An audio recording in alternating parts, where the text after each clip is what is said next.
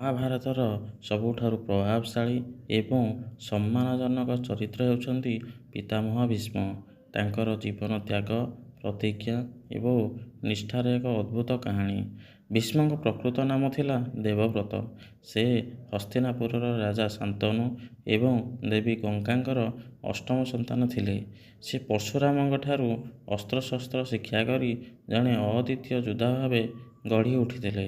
ଥରେ ରାଜା ଶାନ୍ତନୁ ଜଣେ କୈବର୍ତ୍ତ କନ୍ୟା ସତ୍ୟବତୀଙ୍କ ରୂପରେ ମୁଗ୍ଧ ହୋଇ ତାଙ୍କୁ ବିବାହ କରିବାକୁ ଚାହିଁଲେ। କିନ୍ତୁ ସତ୍ୟବତୀଙ୍କ ପିତା ଏକ ସର୍ତ୍ତ ରଖିଲେ ଯେ କେବଳ ସତ୍ୟବତୀଙ୍କ ସନ୍ତାନ ହିଁ ହସ୍ତିନାପୁରର ପରବର୍ତ୍ତୀ ରାଜା ହେବେ। ପିତାଙ୍କ ଖୁସି ପାଇଁ ଦେବବ୍ରତ ଦୁଇଟି କଠୋର ପ୍ରତିଜ୍ଞା କଲେ। ପ୍ରଥମ, ସେ କେବେ ବି ରାଜଗାଦିରେ ବସିବେ ନାହିଁ।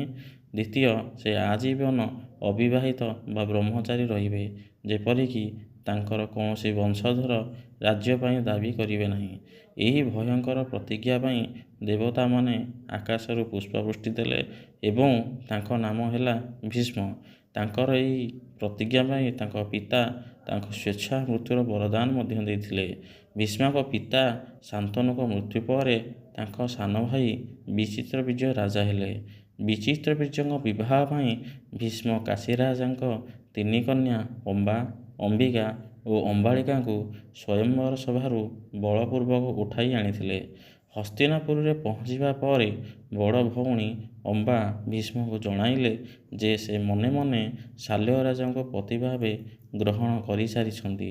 ଏହା ଶୁଣି ଭୀଷ୍ମ ସମ୍ମାନର ସହ ତାଙ୍କୁ ଶାଲ୍ୟରାଜଙ୍କ ପାଖକୁ ପଠାଇଦେଲେ। କିନ୍ତୁ ଶାଲ୍ୟରାଜା ଅମ୍ବାକୁ ଗ୍ରହଣ କଲେ ନାହିଁ, କାରଣ ତାଙ୍କୁ ଭୀଷ୍ମ ଜିତି ସାରିଛନ୍ତି। ଅମ୍ବା ପୁଣି ଭୀଷ୍ମଙ୍କ ପାଖକୁ ଫେରିଆସି ତାଙ୍କୁ ବିବାହ କରିବାକୁ କହିଲେ, କିନ୍ତୁ ଭୀଷ୍ମ ନିଜର ଆଜୀବନ ବ୍ରହ୍ମଚାରୀ ପ୍ରତିଜ୍ଞାରେ ଅଟଳ ଥିଲେ। ନିଜର ଏହି ଅପମାନ ପାଇଁ ଅମ୍ବା ଭୀଷ୍ମଙ୍କୁ ଦାୟୀ କଲେ ଏବଂ ତାଙ୍କୁ ବିନାଶ କରିବାକୁ ପ୍ରତିଜ୍ଞା କଲେ। ସେ କଠୋର ତପସ୍ୟା କରି ଭଗବାନ ଶିବଙ୍କୁ ପ୍ରସନ୍ନ କଲେ। ଶିବ ବର ଦେଲେ ଯେ ପରବର୍ତ୍ତୀ ଜନ୍ମରେ ସେ ଭୀଷ୍ମଙ୍କ ମୃତ୍ୟୁର କାରଣ ହେବେ।